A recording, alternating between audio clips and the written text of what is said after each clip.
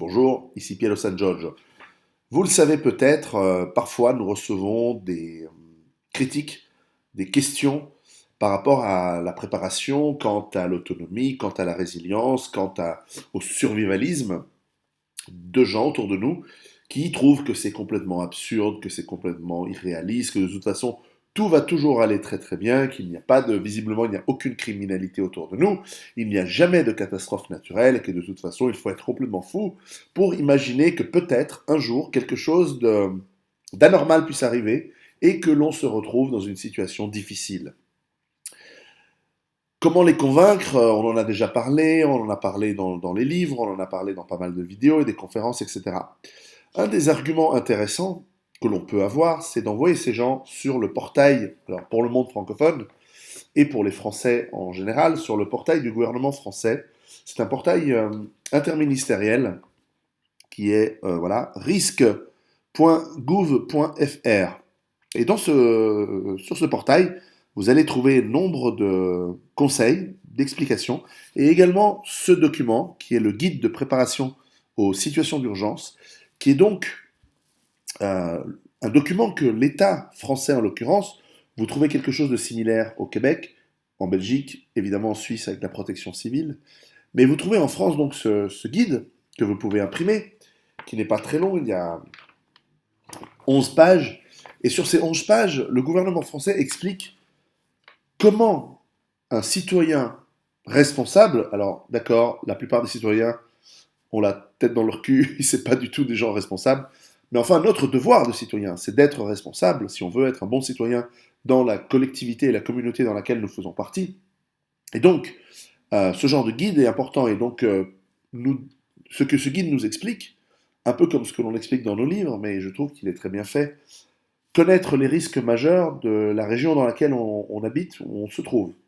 Qu'est-ce qu'un risque majeur? Quels sont les risques donc de la région dans laquelle on se trouve? Donc de prendre conscience de ce qui est possible. Ça peut être des inondations, ça peut être des feux de forêt, ça peut être un accident industriel, etc.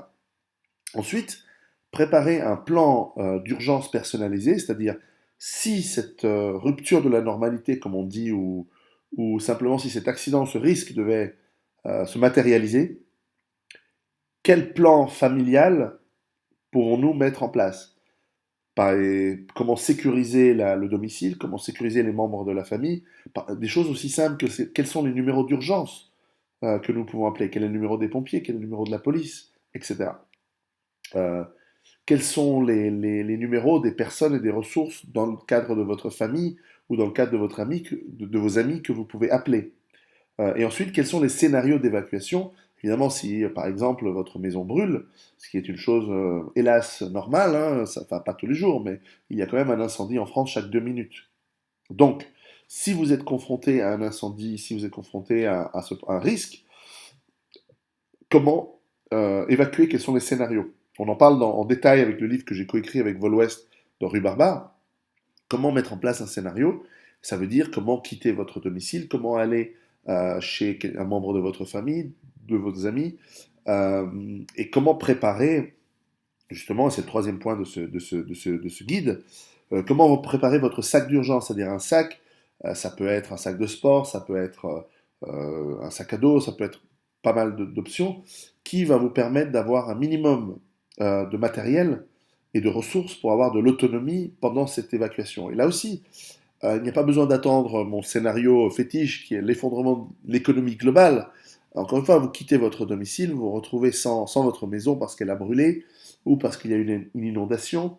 Eh bien, dans ce sac, vous pouvez avoir de quoi vous garder au chaud, vous et votre famille, de quoi vous hydrater, de quoi vous nourrir, de quoi voir avec peut-être même dans la nuit avec des lampes torches, des piles, etc. Et donc, au moins avoir un peu d'autonomie en attendant peut-être que les secours viennent ou afin de pouvoir aller à un endroit sûr, un endroit abrité, un endroit où vous allez pouvoir trouver de quoi retrouver un certain normal pendant ou certaines ressources, alors que là où vous aviez votre domicile, votre maison, votre nid, peut-être ça a disparu. Donc ce sont des approches tout à fait raisonnables, tout à fait logiques, mais auxquelles il faut penser, et je trouve que c'est très bien.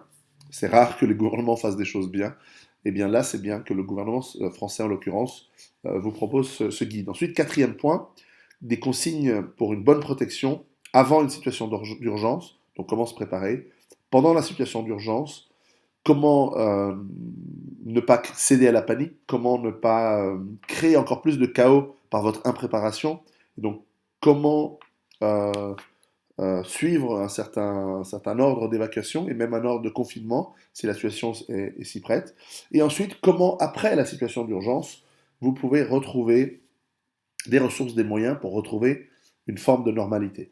Donc, ce guide, je l'ai lu, il est très très bien fait. Il est notamment bien fait parce qu'il vous permet de l'imprimer et, le gardant chez vous, de remplir les, par exemple les numéros d'urgence, les noms et prénoms et les numéros des gens et de vos amis que vous pouvez appeler en cas de problème, en cas d'urgence, les lieux de rassemblement. Vous pouvez vous faire un mini manuel de 10 pages que vous pouvez plier, que vous pouvez lire avec vos enfants, avec les membres de votre famille, que vous pouvez glisser dans le sac d'urgence et si vous ne le regardez pas tous les 3 jours, évidemment. En cas d'urgence, vous pouvez sortir de chez vous avec votre sac et avoir un rappel. C'est quelque chose de très simple, c'est quelque chose où il n'y a pas besoin d'être dans mon optique de créer une base autonome durable pour faire ce genre d'approche. C'est aussi une préparation qui ne concerne que quelques dizaines d'euros si nécessaire, une lampe torche, une couverture par un membre de la famille. Ce sont des préparatifs très très simples et il n'y a pas besoin d'avoir justement une approche survivaliste ou une approche d'effondrement global pour simplement faire des préparatifs très très simples. Enfin, je voudrais simplement signaler que si le gouvernement d'un grand pays comme la France, mais aussi de pays comme la Suisse, Belgique, Québec, etc., et bien sûr des pays d'autres pays, mais là on parle de francophones, propose à ses citoyens ce genre de guide, c'est que d'une part, il y a une compréhension, il y a une prise de conscience aussi au niveau du gouvernement que la gestion des risques, c'est une affaire de tous, ce n'est pas que une affaire de gouvernement. Et qu'aucun gouvernement au monde n'a la capacité de prendre soin de manière totale de tous ses citoyens et de tous les habitants de son territoire. Et donc il est important de noter que si un gouvernement vous propose de vous préparer, tout d'abord c'est pour votre bien, ensuite c'est pour le bien du gouvernement de ne pas, parce qu'il n'est pas capable physiquement de s'occuper de tout le monde à tout moment, et donc c'est aussi un aveu très réaliste, et je ne m'attendrai pas à autre chose de la part d'un gouvernement, et même un gouvernement idéal et parfait. C'est un aveu de faiblesse, et c'est un aveu de faiblesse très réaliste. Et ce n'est pas un aveu de faiblesse qui nécessite, pour une fois, notre déni ou notre critique du gouvernement. Au contraire, c'est plutôt cette humilité de la part du gouvernement de dire je ne suis pas capable, nous ne pouvons pas nous occuper de tout le monde dans toutes les situations, notamment dans les situations d'urgence. Nous allons faire ce que nous pouvons et au mieux avec les forces de l'ordre, les forces de soins, les forces de sécurité, les forces anti-incendie, des pompiers, etc. Eh bien, c'est plutôt une humilité qui est rassurante en se disant, bah, finalement, voilà, ils nous donnent cette responsabilité. Souvent, les gouvernements ont tendance à vouloir nous retirer la responsabilité. Et là, pour une fois, ils nous encouragent à en avoir. Et donc, c'est à saluer et c'est important. Et donc, je vous encourage, vous toutes et toutes, habitantes du grand pays et du beau pays qu'est la France, pour une fois, d'écouter votre gouvernement, en tout cas télécharger et d'imprimer ce guide.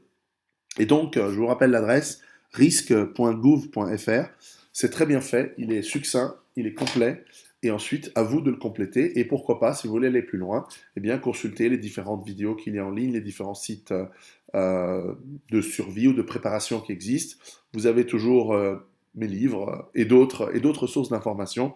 Donc, pour une fois, l'autorité suprême, le gouvernement nous dit comment nous préparer. Ce sont de bons conseils. Donc, à vous de jouer. À bientôt.